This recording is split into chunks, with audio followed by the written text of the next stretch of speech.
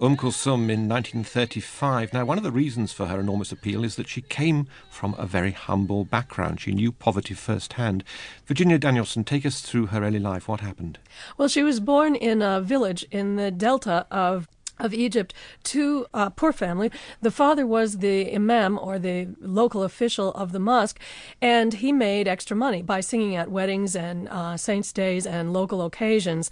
He tried to school. He had a nephew and a son who would accompany him and sing the songs too, and he taught the son the songs. And as a little girl, she just started singing along, and everyone was struck by the power of her voice. So he took her with them, and she became the family star.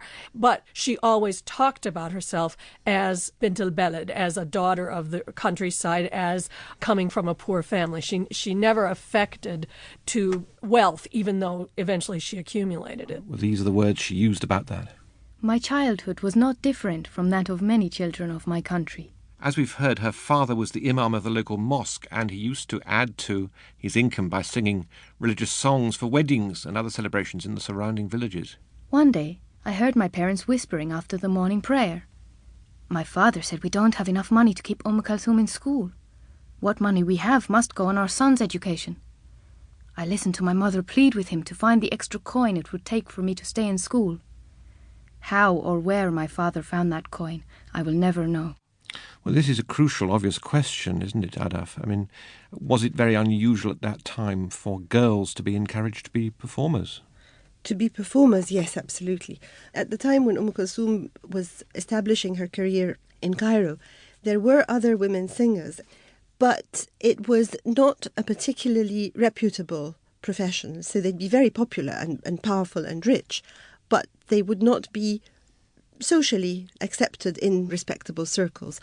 And of course, the amazing thing that Kulthum did, and was the first to do as a woman, was to break that. So, Virginia, it's not really a case of we don't let girls do that because they're girls and they can't do that. It was more the worry about respectability if she became a public performer. Very much so. And on her father's part particularly, it would have been viewed, I think, as a complete abrogation of responsibility to actually put your daughter on a stage deliberately.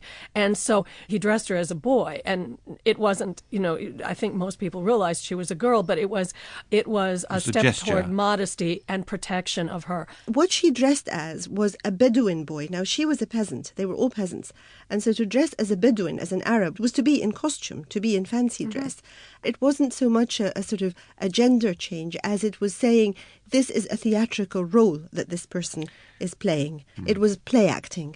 I want to backpedal a little bit to her school days, where Kulthum learnt to recite the Quran, and this was later said to be, Adaf Swef, the basis of her perfect pronunciation as a singer. I don't understand the link here. It's essential when you learn the Quran by heart and when you recite it, that you should pronounce it correctly. And I think that there's actually more to it than that, in that one of the trademarks that characterized her concerts was that she would repeat each stanza maybe 4 or 5 times. Of the same song? Of the same song. She'd do the stanza, and then people would go wild and ask her to repeat it, and she would repeat it, and again and again and again. But what she was doing was not actually repetition. She was making improvisations along the way. Of course, this is one of the things that happens with the master reciters of the Quran, that they will recite a verse and then they will go back and recite it again, slightly differently. And as they do this, they kind of build up the emotional intensity of the performance.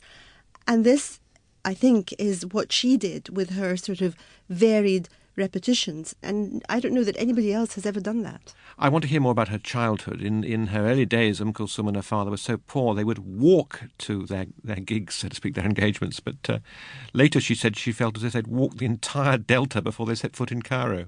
We walked several kilometres from our village to El Sin Bilawin. Then we took a train to El Mansoura.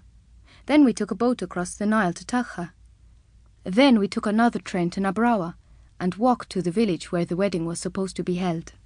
Adaf, do you find her early career something that kind of warms your heart and you identify with this not struggling little girl, but she's a pretty tough character, isn't she? Yes, I find her really admirable in that she seemed really quite early on to sense what she had and to sense the path that she wanted to take and to sort of make things happen for herself. Later she explained the motivation behind her public performances.